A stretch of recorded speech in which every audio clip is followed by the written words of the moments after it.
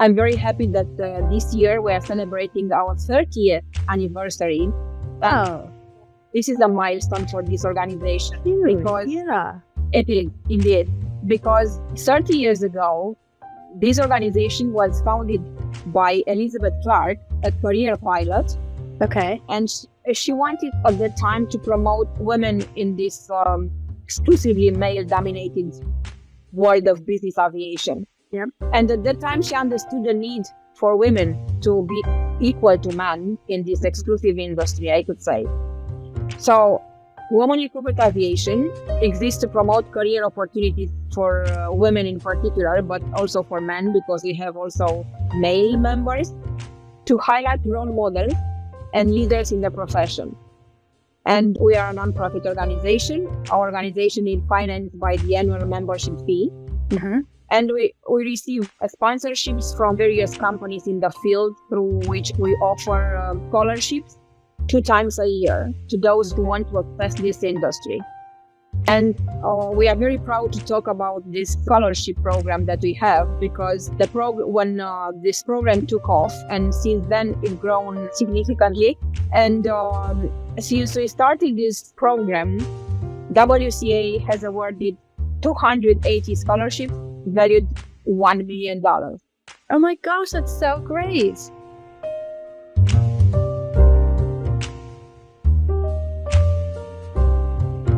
Hello and welcome to the Business Aviation Collective Podcast, sponsored by LD Aviation. My name is Lindsay, and today we get a chance to speak with Rucsandra Mihai. She is the very first international vice president of Women in Corporate Aviation. She's been in the aviation industry for over 30 years. She's been a professional flight attendant for many of those years. She's an accomplished teacher, and I'm so excited to have her on the podcast today. Welcome, Rucsandra. Thank you so much for having me, Lindsay. I'm very happy to be here with you today. Wonderful. So, Rucsandra, I want to hear all about what Women in Corporate Aviation does and how it helps the aviation community. But first, I kind of want to go back and see, how did you even get started in aviation? Maybe I should back up first of all and let our listeners know. Rucsandra, you live in Romania, and that's currently where you are right now. So it's about almost 9 o'clock for you, p.m. Yes, I am in Bucharest, Romania, and I grew up in Romania. And one of my fondest childhood memory is the one with someone from our extended family, a pilot, visiting us from time to time. And I still remember the uniform and the stories around him. It was a very good-looking guy, and it seems to me at that time, I was like 10 years old, that this guy is doing something so extraordinary, being in the air every single day. I was quite mesmerized by that. And I was hearing stories about aviation from him, and that inspired me and nurtured a passion for flying. And being exposed to aviation from an early age, it sparks my curiosity and interest. I started my aviation career 35 years ago in 1988 in commercial aviation, flying for the Romanian national carrier. Okay. It was my father who opened my eyes to flying. He strongly believed that this job fit me very well, and he was not wrong about anything. He knew that in this way I could highlight my qualities, my personality, and give myself freedom and independence. Okay. And I was attracted by the idea of traveling, which in that period was a privilege that not so many people could afford it.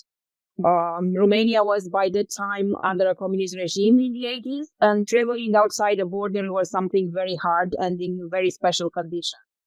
Very interesting. I think that's probably hard for a lot of us to even understand what that must have been like growing up. Of course, in the United States, we don't have those restrictions. And wow. Okay. Exactly.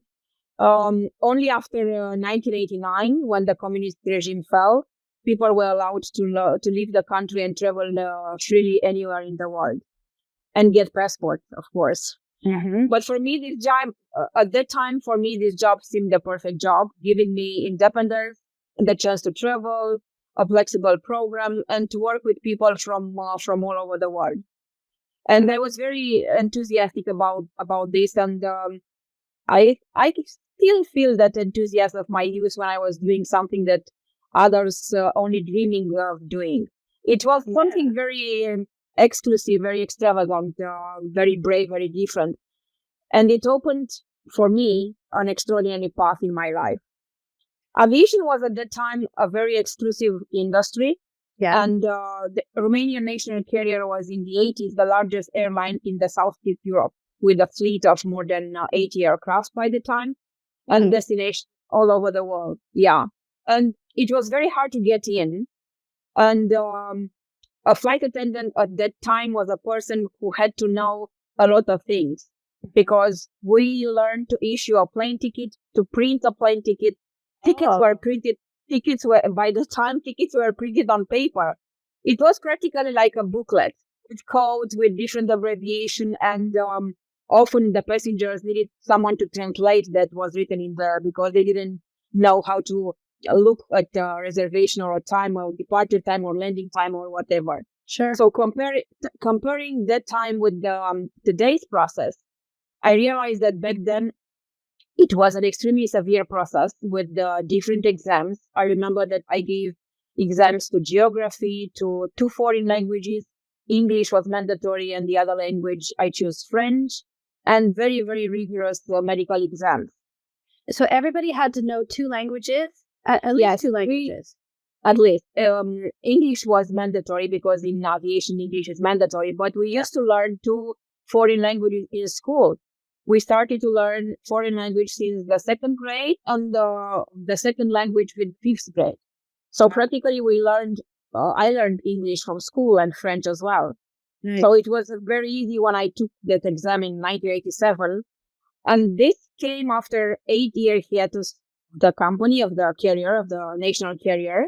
Okay. And because at some point, they stopped hiring flight attendants. And after 8 years, they decided that they need some new flight attendants. And the selection was made from 2,500 submitted files. And they choose only 50 of us, 52, 47 girls and 5 were men. Wow. So, and then followed 2 years of school and studying. And if you compare with these days, when this aviation school is only 4 weeks, you can imagine we've done this for 2 years, because at that time we did complete courses in meteorology, learning about each type of aircraft we were going to fly, foreign languages, medicine, serving passengers, you name it. So it was quite something at that time. And did you say it was 2 years long? 2 years. Because Wow. I started flying in 1989 in May, and that was my first flight. And I remember it was a domestic flight to the seaside. It was a domestic flight, and then my first international flight was Berlin Casablanca. So Cool. I still remember these days. Yeah. But anyway, I was very excited. You can imagine, and very excited that when I stepped in the aircraft for the first time, because, well, at that time, 35 years ago, aviation was associated with adventure and freedom, especially for the communist regime from the East Europe. Sure. But I realized that doing this, I developed a passion for aviation. I'm really passionate about aviation. Even after so many years, I'm still. I can see that. Yeah. But this job opened an extraordinary path in my life. And I realized that being a flight attendant is more than just a job. It changes your whole world. It's a lifestyle. So if you focus on the level of experience that you get through these ways of life, it's a real privilege to be a flight attendant. And I wouldn't hold it any other way. Oh, that's awesome. I live back with pride and infinite joy, and I'm very grateful to everyone who accompanied me on this road, supported me, and taught me something. So that is so cool. I think that happens to a lot of us in aviation. It just really grabs you, and whatever it is, it's your scheduling, your dispatching, your flight attendant, your pilot.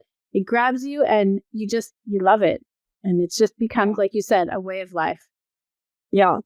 So I started like a junior cabin crew, and then I evolved. I wanted to do more than being a flight attendant.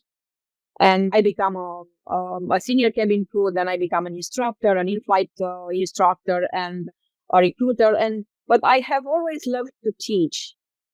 I love the idea of becoming an instructor and doing more than just flying. So this was very appealing to me. So that's why I decided to become a certified trainer and to use my skills and my expertise inside and outside the company.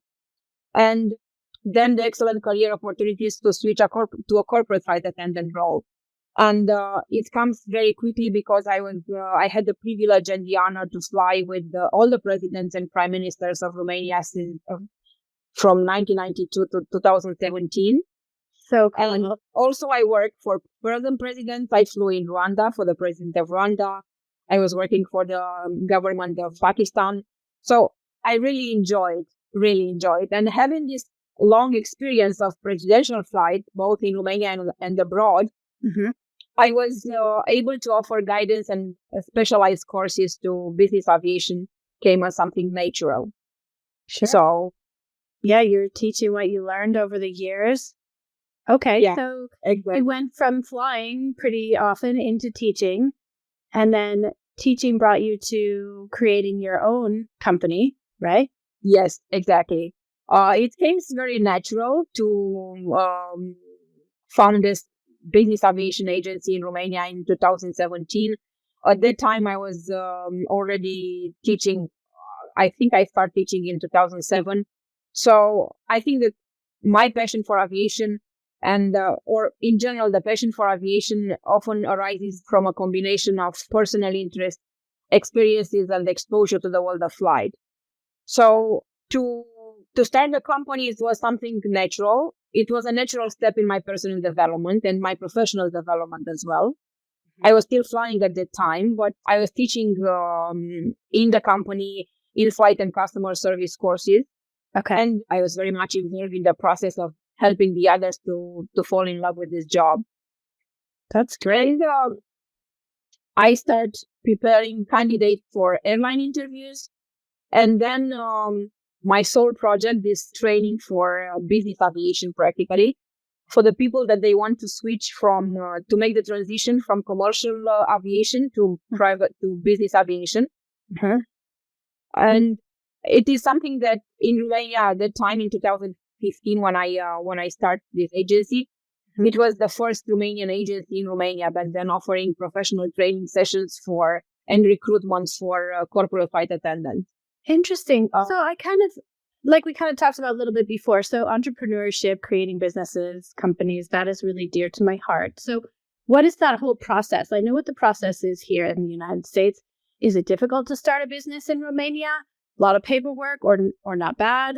Well, kind of a lot of paperwork, but you have to have a plan, to have a project, and then to get the approval, to get a space where you will train the candidates and to work to do these courses, because all the manuals are made by me and I have another co-trainer, and we are doing all this preparation and all these training manuals for the candidates. So practically we use all our knowledge that we gained these years of flying and we put it on paper, and then we are teaching the candidate to follow their dreams, to help them get this in this aviation industry, because some of them they don't have any aviation experience, right? Some of them they have aviation experience, but some of them they don't have any aviation experience. So practically in Europe, any person who is over 18 years old knows English and at least an intermediate level and wants to work in a completely different domain like aviation can do that and can put to the training. We have also not only these trainings, we do also tailored customer service for companies. We do recruitment for airlines. We have a lot of trainings going on. Also, we have this. There is an European flying attestation, EASA attestation, and we have some partners. We are doing these trainings as well. So we are offering this attestation, which is international and it's valid for 5 years. So we have a complex types of trainings in our company.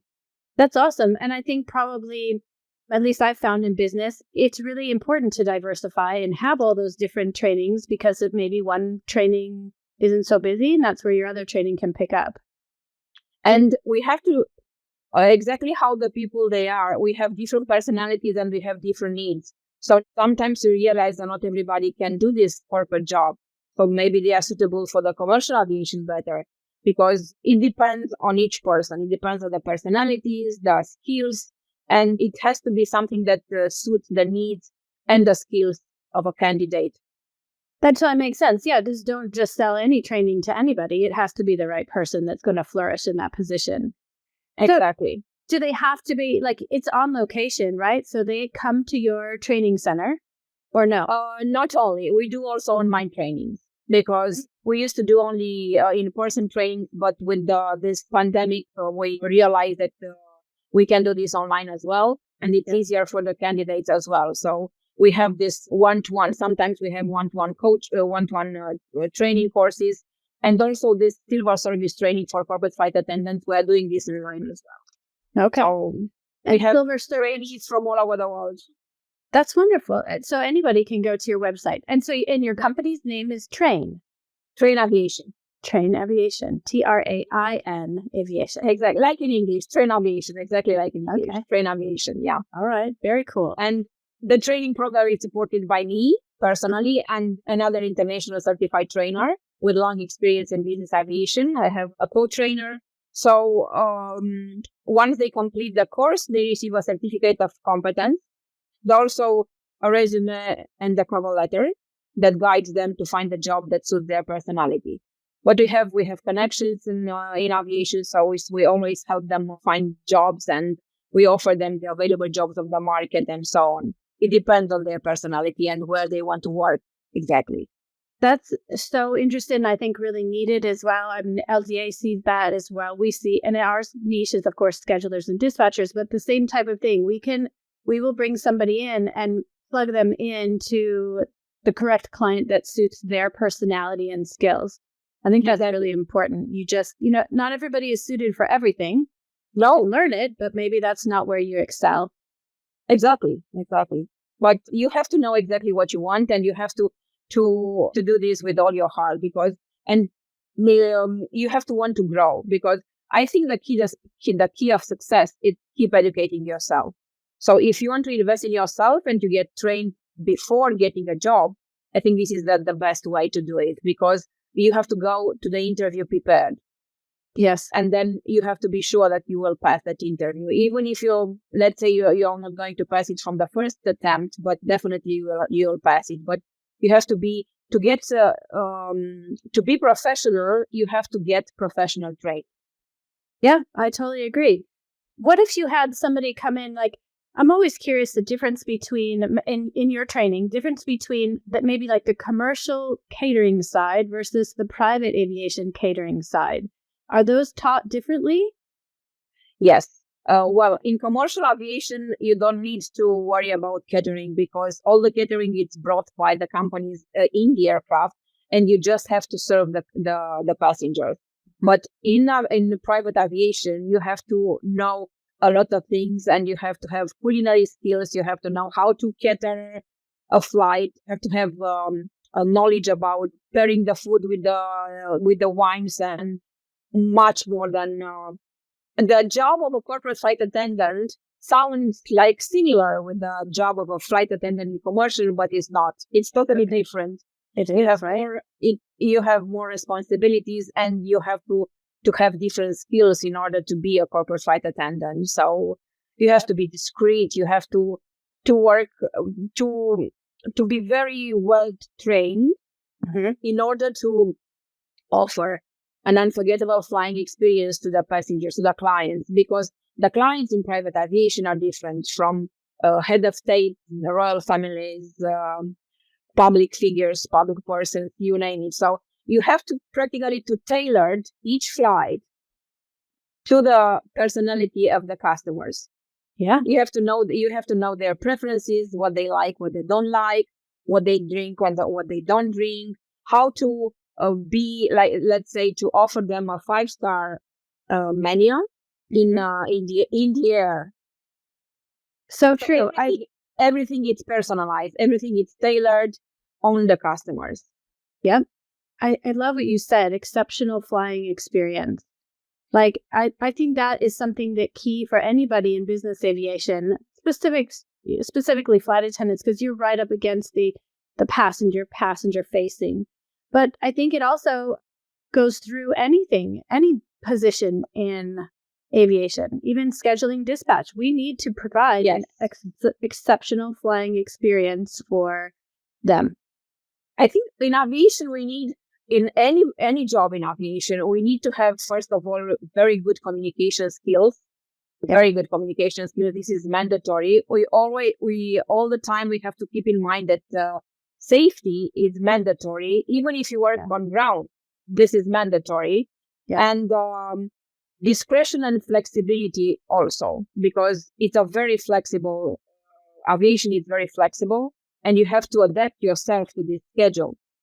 And discretion is mandatory because it's something that you have to deal with all the time, and to be professional inside and outside the work. So aviation, I have a word, aviation is small, but business aviation is even smaller. It's true. Yeah.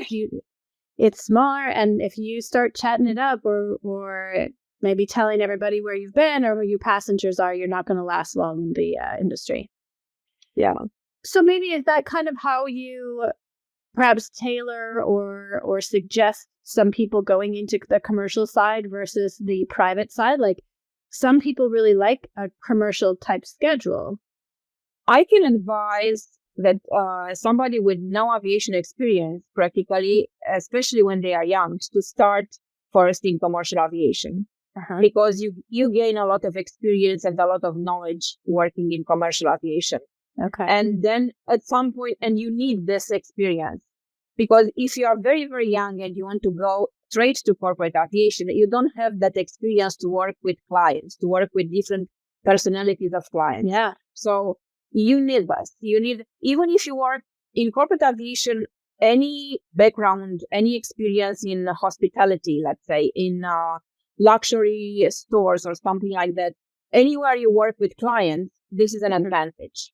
Even if you don't have any aviation experience. But if you are very young and you want to start an aviation career, I advise them to start with commercial aviation to gain some experience, and then to transition to corporate aviation. It's easier like that anyway to go. Yeah, it's easier for them, and they grow. They grow. They learn many things about themselves as well as how they can do this job properly for the customers. Sure. So it's a learning process for the flight attendants as well, and for the customers as well. So I advise them to start in commercial first, and then to make the transition to corporate aviation. Great suggestion. Yeah. I'll tell you a funny story. Like I tried to do some corporate flight attending when I went from dispatched into some corporate flight attendant work, and I only did it kind of part-time. And I really sucked at it. And I really wish there was a course, or that I had tracked down a course like yours. And this is many years ago, but it's probably been 20 years ago. But I lacked exactly what you're saying. I lacked the experience on the high-end customer. And when I was flying for a high net worth individual, and I completely misunderstood all of those items you were just talking about. Just the presentation and the food. So I would have loved to have taken your class many years ago. Yeah, because of this type of client, you need to know protocol. You need to know etiquette. You need to know a lot of things, and it's something that you can learn, definitely. So if you want to do this, you can find a way.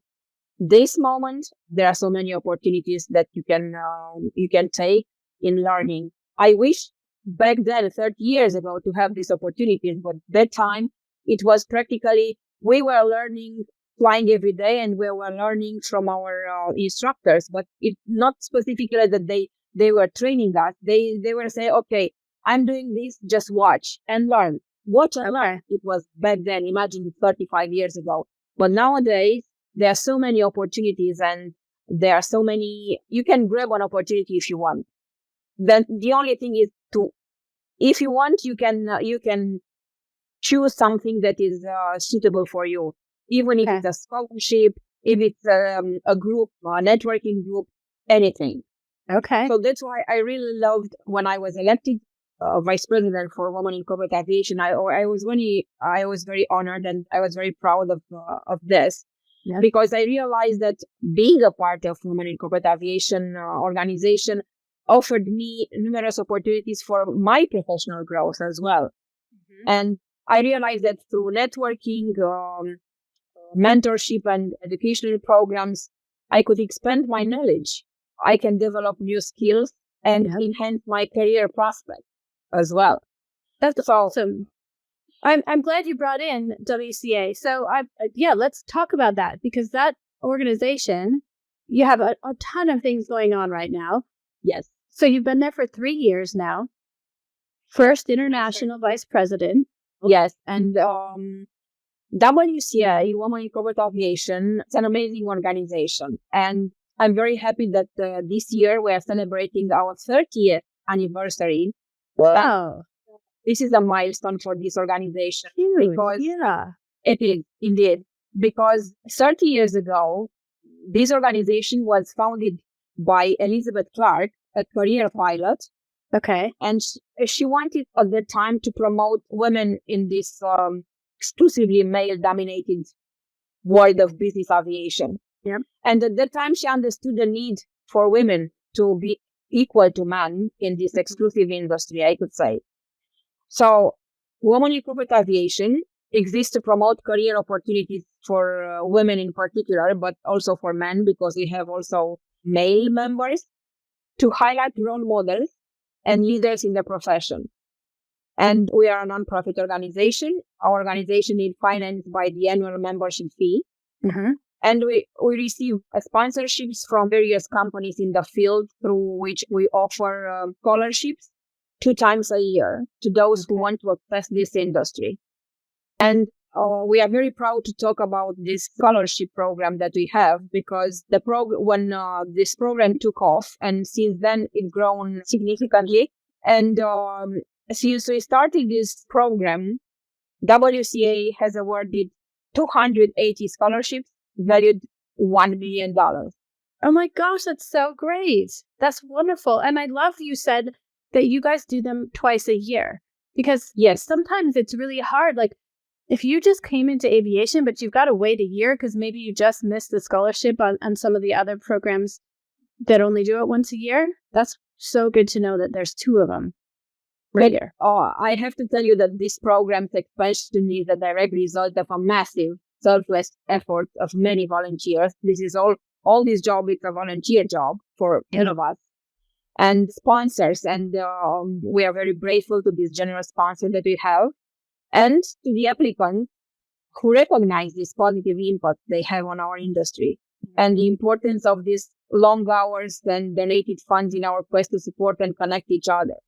Mm-hmm. I can tell you that this fall, we just finished grading the scholarships, and we will announce the winners during our annual membership meeting during base in Vegas. But the fall 2023 scholarship offering was the largest ever, and the number of applications, over 200, was a record as well. Wow, that is great. 200. Yes. Okay, and tell me, how many scholarships did you have available? We have more than 20, I think. 20. Okay. We have more than that. We have scholarships for flight attendants. We have scholarships for pilots. We have scholarships for dispatchers. We have all kinds of scholarships, you name it. So our grading team was from all aspects of corporation, and many prior recipients who have seen the value firsthand of why helping others is very important. Uh-huh. In order to apply for a scholarship, you have to be a member in the organization. Okay. So through these scholarships, outreach and mentorship, Women in Corporate Aviation is answering the call to support and promote business aviation career professionals. Mm-hmm. And I strongly believe that this scholarship will open new doors of opportunity for anyone. Yep. Just grab one, join the organization, and apply for a scholarship, because it's a life-changing. I saw this year I was amazed by the quality of the recipients that they applied for scholarships, and it was very hard to grade them. I bet. it is amazing. It's an amazing program. So you can apply if you are a member in the organization, or you can apply twice per year to 3 scholarships in the spring and 3 scholarships in the autumn. Okay. So practically, it's not only one scholarship that you can apply for. You can apply for 3 scholarships during the spring session and another 3 in the fall. Lots of opportunity. Exactly. How many members does WCA have overall? A few hundred. We have corporate members, like companies, and we have also individuals members, and we have international members as well. Because I wanted to mention this. Even if you are not American, you can apply for a Women in Corporate Aviation scholarship.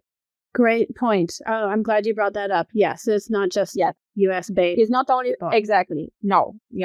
Just the financial scholarships are only for the Americans because these are the laws. But otherwise, all the other scholarships you can apply for, even if you are an international member. So it's a very good chance to get a professional training, and to start your career in business aviation. That's awesome. And so you need to be a member for that, but not only access to the scholarships. When you're a member, you get access to a whole bunch of other stuff, which is like, how about the mentoree? Yes, we have a mentoring programs as well, and you can be even a mentor or a mentee. It depends on what you exactly are looking for. So we offer these mentorship programs to everybody.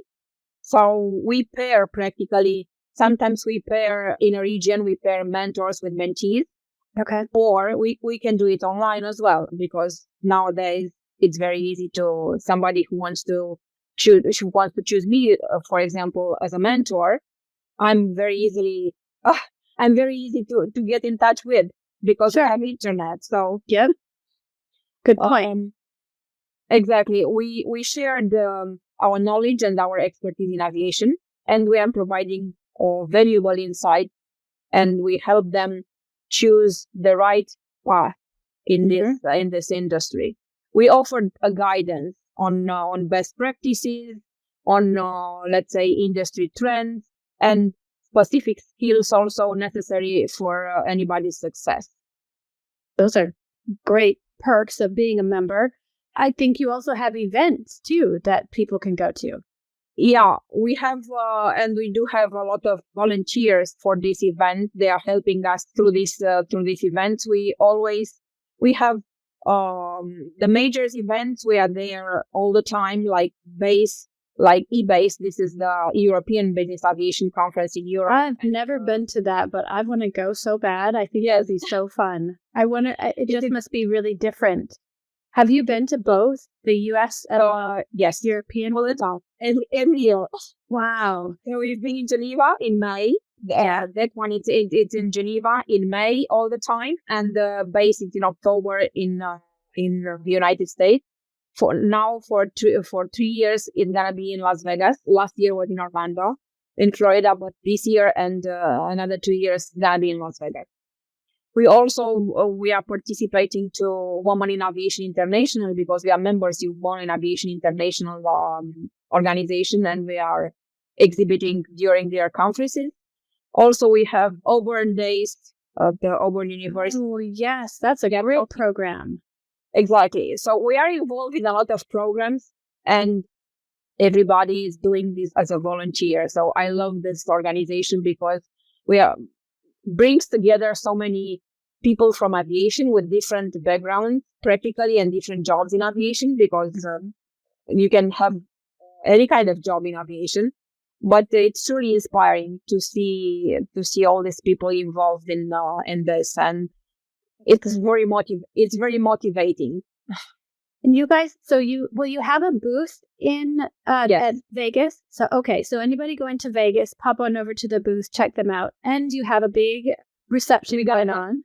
Exactly, we're gonna have we are nearby NBAA booth, so you're gonna find us in there. We have a celebrating party first day of the exhibition.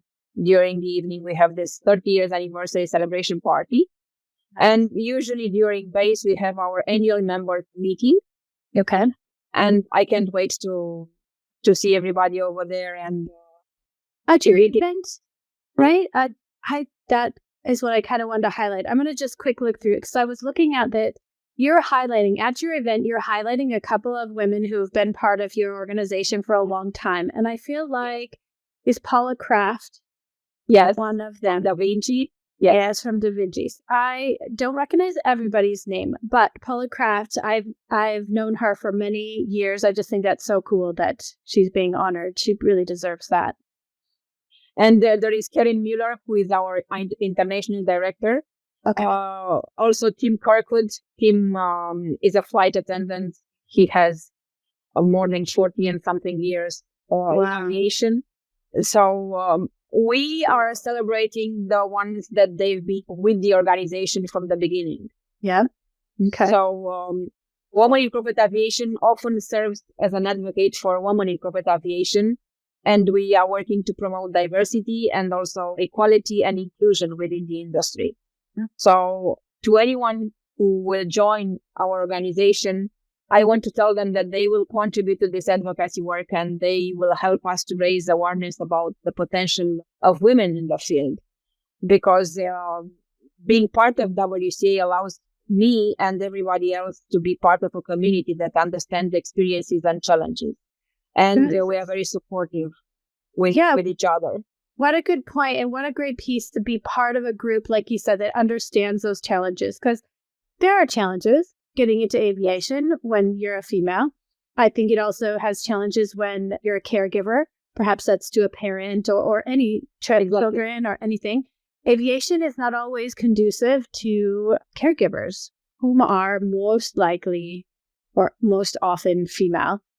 And I see that. I think there's new and really cool ideas coming out there that is going to start allowing more and more women to enter the field and be able to do both the caregiver and aviation role, whichever one that they pick in aviation. Yeah. But we provide a supportive environment where women can share their achievements, they can seek advice, they find encouragement from peers who have faced similar obstacles. So I think anybody can benefit from the collective knowledge and support and resources of the organization. WCA provides a platform for women working in corporate aviation to connect and network with others in the industry. So I love the fact that our organization offers resources, workshops, and educational programs aimed at enhancing professional development of women in corporate aviation. We have a very nice Sweet 16 summer series with workshops with the different teams. And it's a really a success. It was the last year was the first year when we started this, and this was the second year. So it's extraordinary to have these mentoring programs as well, and to have access to this industry experts. Let's say who can provide guidance and support to the people new in the industry who are seeking a career path. Yeah.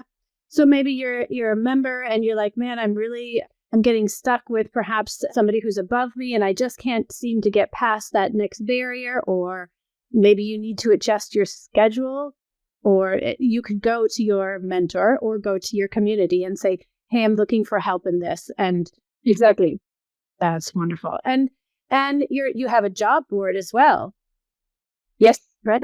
Yes. I think everybody likes. Yeah, exactly. Yeah. But I think every member of Women in Corporate Aviation has unique skills and experiences and perspectives to offer.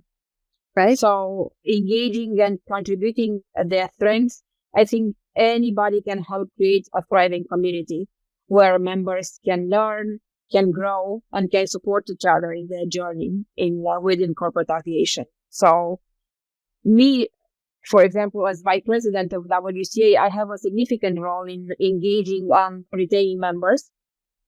And I think that my experience and my expertise can help steer the organization in a positive direction. And I'm very proud that people knows me. And when they see me, they know who I am and what I represent, that I represent WCA, and I'm an advocate for the interests of women in corporate aviation. So I use my time and my personal resources participating in industry conferences, speaking engagements like this one, or industry panels to raise awareness of this organization, to promote diversity, and to make global corporate aviation more visible, and we are seeking recognition of WCA. So I think I'm inspiring, and yes, I really think also. Yeah, for sure. Yeah. I'm very honored to do this. It's a great organization. Oh, that's wonderful. So more people, I really think more people should join that. And it's not expensive. I'll just say we have one of our team members that is part of it, and it is not totally worth it. Exactly. The individual membership, it's $55 per year. Okay. And this allows you to apply for scholarships and to participate with us to our exhibitions, and to be with us as a volunteer to all these major conferences, and to be in touch with everybody from to be a part of these workshops, and to be in touch. Practically, I think the hardest thing in aviation and in general, and to have a network. Mm-hmm. And this is something that you can gain for free. I agree. And I'm just thinking too, for $55, even $100, where could you go and speak to 1 to 5 different people and get advice that might help you with a challenge that you're having for only $55 or $100? You know, it is a huge return on your money. Definitely worth it. Definitely worth it. And I like the part it says everyone has a story. That's a whole tab on your website. And yes, just like what you said, everyone has a story. Your story we're talking about today, but every one of us has that story. I love that you guys highlight that. And always we are trying to do this on our website, on our YouTube channels as well. We have a newsletters also where we highlight our members and our volunteers, and we try to find out things about themselves that that you cannot see easily. So everybody has a story, and why not? We have to know this story because it's unique. We are unique, and our story is unique. Yeah. Wonderful. I like that. And kind of these podcasts that we do, I totally believe what you're saying, because every one of my podcasts is different. And I just think every person that I get a chance to talk to is so interesting. And I'm always so excited to hear about each person's path. Yours has been very inspiring, like really cool. I mean, you can't imagine all the things you've gotten to experience along the way. So I have a couple other additional questions here for you. Totally something that's just piqued my interest. What is Romania like in general, like to come visit? I don't know much about Romania. It's a very nice country. And we have a very nice seaside. We have the Black Sea in Romania. We have the unique Delta of Danube. We have also Carpathians. We have the mountains. We have monasteries in the north of the country. And we have the famous Dracula castles, because everybody knows about the last right. I forgot about that. Yeah. But it is worth it. It's quite a journey if you are going to visit Romania. All the foreigners, they said that it's very beautiful, very green. We are very friendly people. We have a great food. Okay. As well. What's what's your most common food? Oh, most common. Oh, let's see. I think stuffed cabbage. Ooh, okay. Or we eat a lot of soups, not quite soups, chorba, we name it. We have influences. Well, we have a very good. We have influences from all over the countries around us. We have influences in our food from Turkey. We have also from Balkans. So it depends. So okay. But the food is very good anyway. Ooh, I'm gonna have to look it up some more. Yeah, Romania is very nice, and it's very easy to get into Romania by plane. We have aviation in here too, even commercial and private aviation. We start having more and more private jets in here, because it's very easy for the people and for the corporations to travel in this way. And yeah, I will be your guide if you're coming to Romania. I would love to. All right, I'm going to put that on the calendar. My pleasure. Yeah, that would be so much fun. I would love that.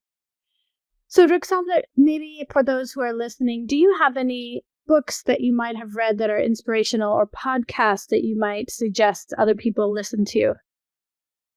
Well, I am reading. Last year, I had the chance to meet during base Tammy Jo Shaw, the pilot. Ah, yeah. I watched and Exactly, me too. And I started reading her book, Nerves of Steel. Yeah, Yeah. and it's amazing. And sometimes I'm listening 41,000 Feet and Thriving. It's a podcast about aviation. They have different. The guests are from different parts of aviation, so flight attendants, pilots. It depends. So Okay. I like to listen to this podcast. And let me see. Last book that I read was Manifest, 7 Ways to Living Your Best Life. So yeah. Yeah. Cool. Well, for those of you who are listening, I'll pop links to the podcast and those books on there, just in case you want to read them. I strongly advise anybody who wants to get into business aviation to take a look at our website, WCA website, join our organization, and get advantage of our members in the sense that we are there for them. And I'm happy with my achievement so far, but I'm very happy when I see people succeeding. And sometimes I'm very aware that I'm changing lives as well. So yes, please do follow us on Instagram, WCA page on Instagram, our website, Romanian Corporate Aviation website. And if you want to know more about me, please, you can find me on LinkedIn. I'm Rucsandra Magdalena Mihai. You can find me also on Instagram, Train Aviation page. Also my website, trainaviation.ro. So please get in touch with me. I'll be happy to advise anyone about aviation and to offer my guidance and my help. Wonderful. That's great. We'll make sure to put those in the details as well so people can find you. Rucsandra, thank you so much for all your time today. And thank you so much for your words of wisdom. Yeah, it's been great. And I would love to stop by your booth. I will be in base coming up here in a couple of weeks. Please do that. Please welcome do that. To I will be there 17th and 18th. I'm flying back on 19th, but 17th and 19th, I will be there. So please pop up there. Ask if I'm not there, just ask someone and they will call me, whatever. So I will love to meet you in person. Definitely. I sure will. Well, thank you again. And I hope to see you soon. Thank you again. Thank you so much, Lizzie. Have a good day. Thank you. You too.